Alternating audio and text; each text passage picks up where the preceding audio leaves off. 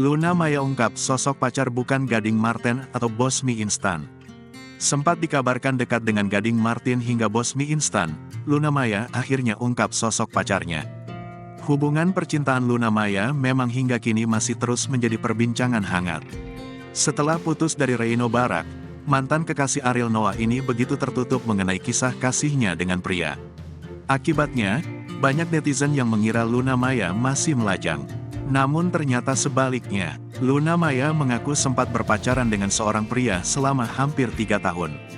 Sebenarnya gue ada kemarin, pacaran hampir 3 tahun, beber Luna di YouTube The Hermansyah 6, dikutip Kamis, tanggal 19 Januari tahun 2023. Dia lantas mengungkapkan sosok sang pacar. Luna menyebut pujaan hatinya itu pria bule. Sayangnya, hubungan mereka kandas di tengah jalan. Orang sana, luar negeri, dan baru aja putus 4 bulan lalu, tambahnya.